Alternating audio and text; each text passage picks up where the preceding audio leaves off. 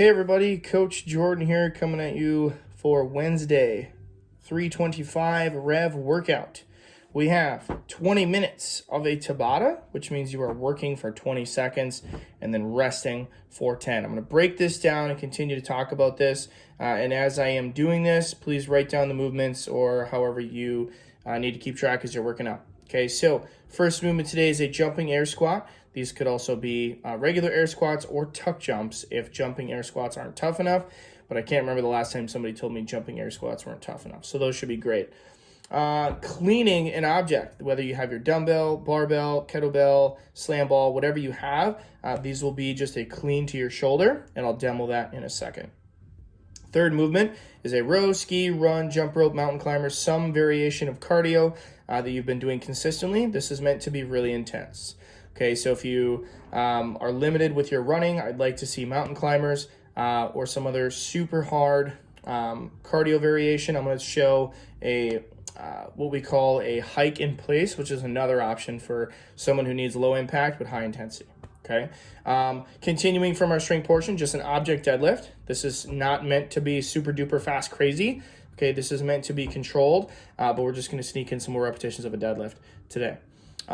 Last movement here is either a box jump, step ups onto your stairs, or you could also do lunges in place, whichever you prefer for this very last round. Okay, so I'm going to back you up a little bit here, get you to my space.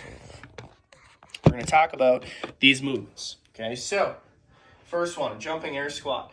It's really intense, and especially whether it's 10 seconds, 20 seconds, doesn't matter. Just a couple of these will make you pretty fatigued. What we're after is still full depth of the squat, but exploding up on your way up. Okay, so if I were to do 2 reps of a jumping air squat, they look like this. Traditional squat stance, toes pointed out slightly.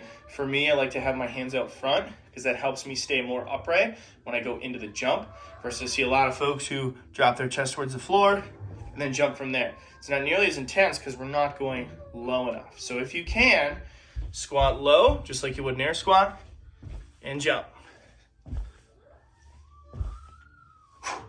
Do that for 20 seconds, okay? Couple different ways you could do this. I would like to see this workout done. It's probably going to be easier for you unless you have a coach or a clock that's going to be very prominent for you to hear and keep track of. I would like you to go through each of these movements 8 rounds in a row. So you would do your jumping air squat for 20 seconds, then rest for 10.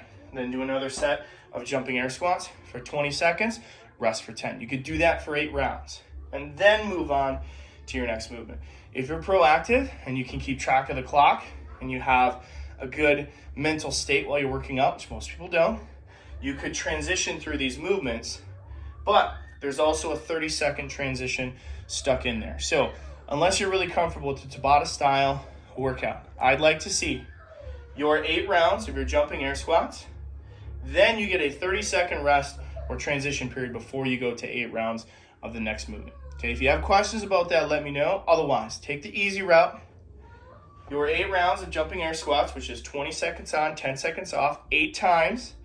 Then you can use your clock or your timer to use your 30 seconds of rest, transition period, drink some water, and then get ready for your next movement, okay?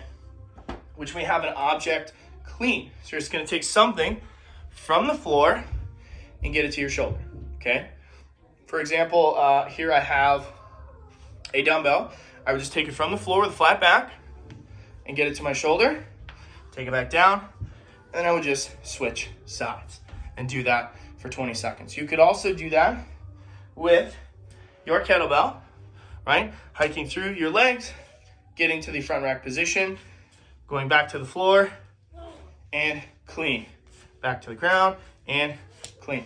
Back up. If you wanted to, you could take the kettlebell from the floor, clean, hip crease, clean, hip crease, clean. Okay, 2 different ways to do that. Most of us will stick with one arm. Once you get to your 10-second rest, you'll switch to the following round. Okay. Third movement here, row, ski, run, jump rope, mountain climber, some variation of a fast cardio, right? I talked about the low impact but high intensity movements, right? For a lot of us, we need to stay away from the high impact stuff. So a hike in place, you can literally just drive your knees up in place very quickly. There's 20 seconds, okay, or close to it. Do that for 8 rounds. You'll be tired, I promise, okay? Fourth movement, we'll get to our deadlift. Just picking something off the floor, right? Touching on our strength portion. What I don't want to see is super duper fast deadlifts, right? Where we're just blowing through these things, right? If it's a lighter object that you have, take your time with it. Make them the best possible deadlifts you can. But as soon as that object touches the floor, go right back up.